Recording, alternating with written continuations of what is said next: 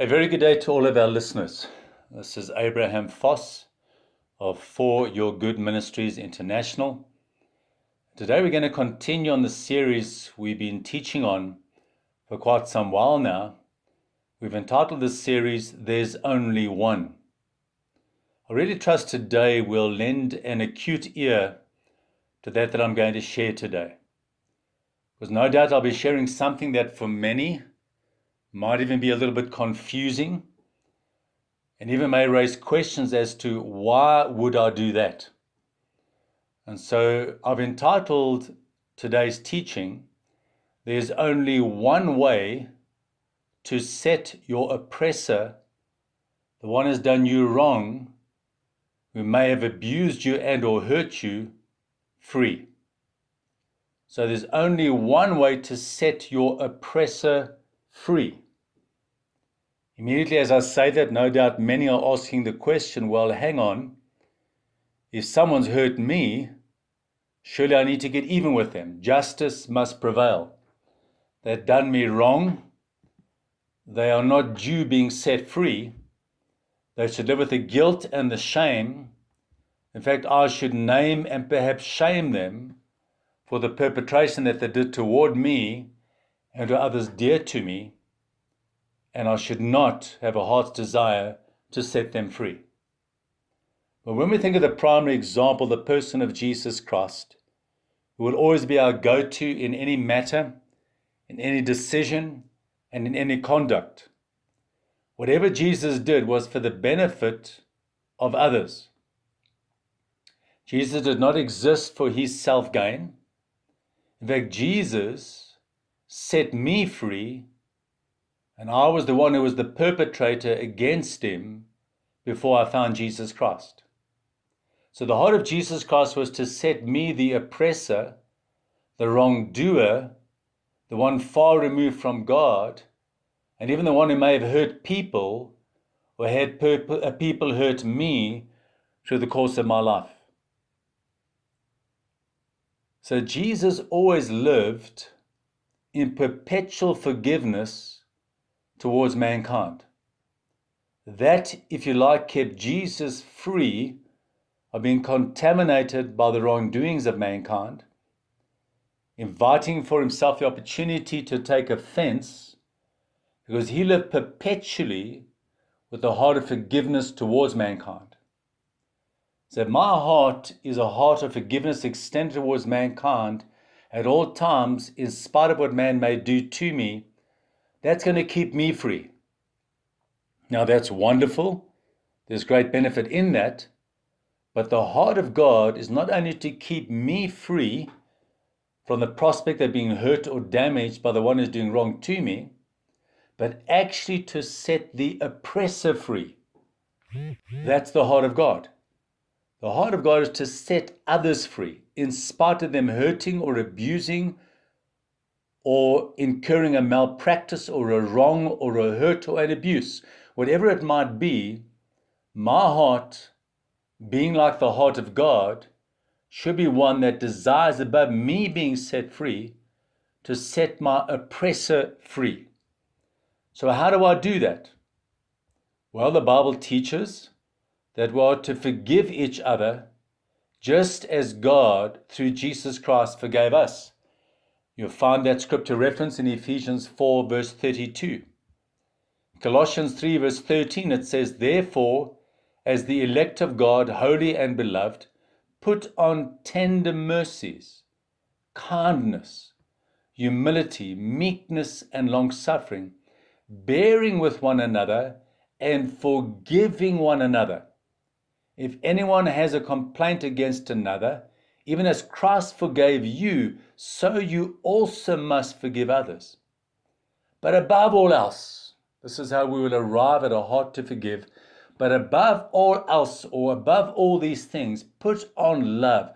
Love means I exist for the benefit of another, to release another, to set another free, to convey advantage toward another party.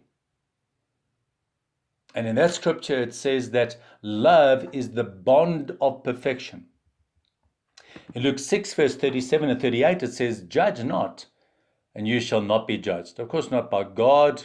God judged Jesus Christ at the cross, but that others don't judge us. Condemn not, and you shall not be condemned. Forgive, and you will be forgiven.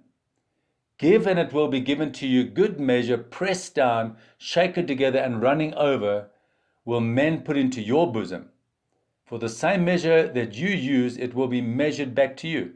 So if I render or extend forgiveness, that measure that I render or extend as forgiveness will be returned to me.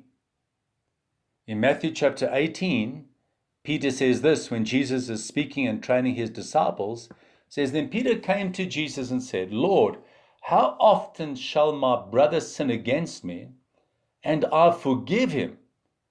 And Peter thought he was magnanimous. He said, shall I do so up to 7 times? And Jesus replied or said to Peter, I do not say to you up to 7 times, but rather up to 77 times per day. Of course, Jesus is not saying we must keep record or count. 77 times per day represents the perfect number. Do so perpetually. Whenever your brother asks you to forgive him immediately and quickly so that you may set him free.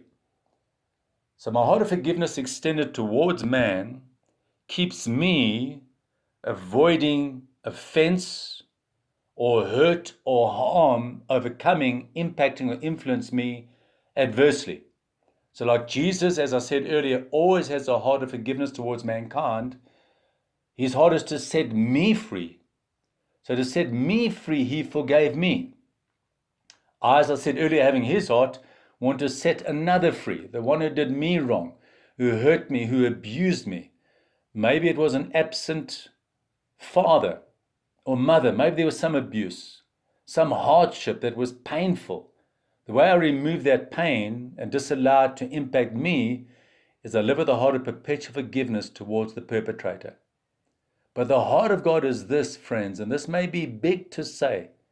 The heart of God is this, is not only to see me not being affected by, because I live with a heart of forgiveness perpetually towards others, but the heart of God is that I forgive others for one express purpose, to set them free.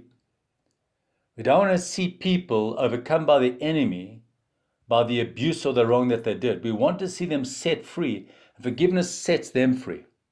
I want to encourage, you may have a father, a mother, a friend, a brother, a sister, someone in your sphere of influence as you sojourn this road called life, who has hurt you. That hurt would not have penetrated had we lived with a heart of forgiveness towards others, being quick to forgive. But above all else, we want to set that wrongdoer free. Personally, in a family situation, in a nation, on a continent, in the world, when we're quick to forgive, we set people free. So that bondage, captivity, and enabling the enemy to destroy their lives is loosed from them so that they too can be free. That is love. This is love. That our heart's desire is to set another free. So how do we, or what is that one thing, or that one way that we can set our oppressor free? Forgive them. Look them up. Speak to them and say, I forgive you for maybe that great and disastrous wrong that you did to me. I forgive you.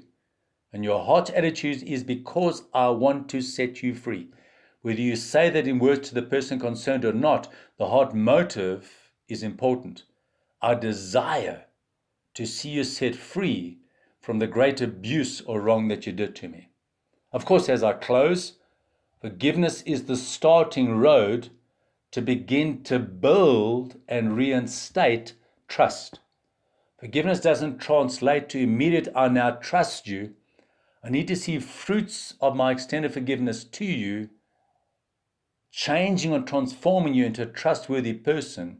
So I'll extend my trust one increment at a time towards you so that there will be no more need for you to hurt so that I won't need to re-forgive. So to forgive doesn't mean I now trust you. It takes you to the starting line where we can begin to walk a road, maybe over months or years or even decades, or maybe we never arrive at trusting.